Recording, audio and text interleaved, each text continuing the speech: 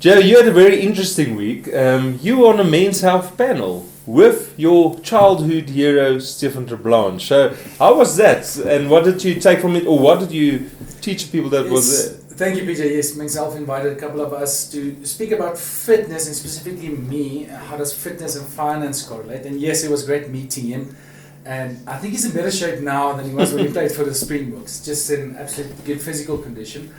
But I'm currently reading a book, Thinking Fast and Slow, by Daniel Kahneman, who's a Nobel Prize winner for economic sciences.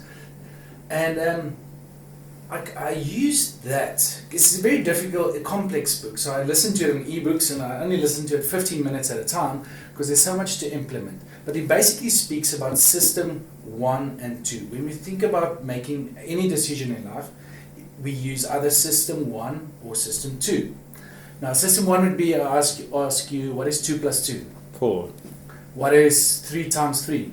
No, I hope this doesn't get more difficult than this, yeah. So it's normally, it should be instant. You don't think about it, it just comes up. But if I ask you, what is 13 times 27? You know, so you will get to the answer eventually, but you have to stop and think about it. So that's the differential between system 1, instant, and system 2, you have to sit and think about it. So then I said, how do we implement this in fitness, first of all, and then take it through to finance? And it's very interesting to think about that way, especially when it comes to motivating yourself and goal setting.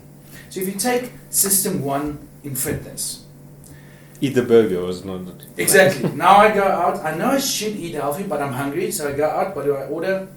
I do takeaways because it's easy. Monday mornings comes, do I want to stand up and go train, or is it too cold outside? Am I not, I'm still tired.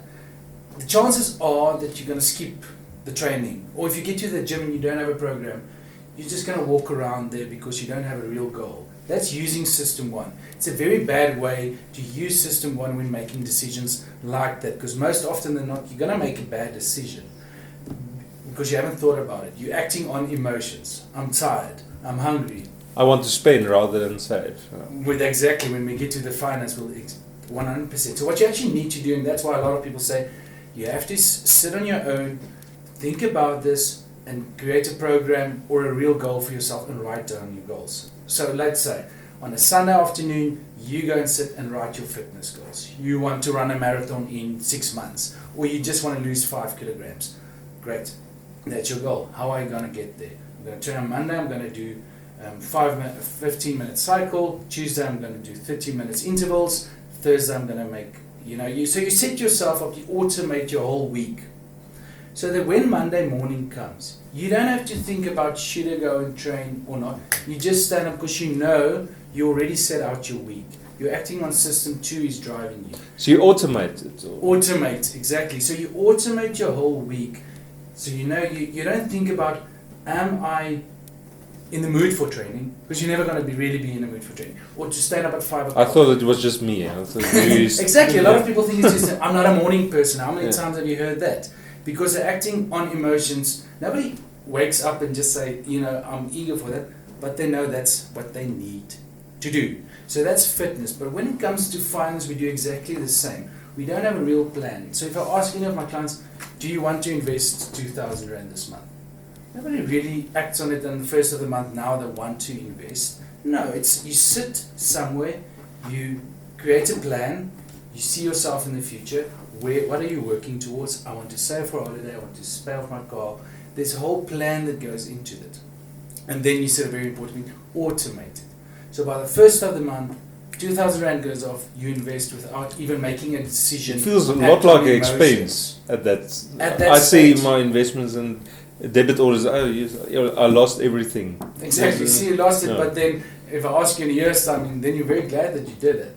So it's just the 2 mindsets. System 1, it's very acting on emotions, and most often than not, it's a very bad way to make any fitness decision or a financial decision as well when it comes to spending your money or consuming foods and fitness. And then using system 2 is a lot better way to just make decisions in life in general, because you've now got something that directs your decision making. So people should just be conscious of the 2 ways they make decisions and not act on emotions. When it comes to finance, we've seen a lot of people do that, but when it comes to spend on a credit card. Spend on the credit card, don't withdraw automate. my money, just acting on emotions, very bad way to make decisions in general in life. I don't think I've ever met someone that wants to save. Exactly, no one wants to save. No one wants to eat a salad, but you do it because there's a bigger goal. Okay. You use system 2.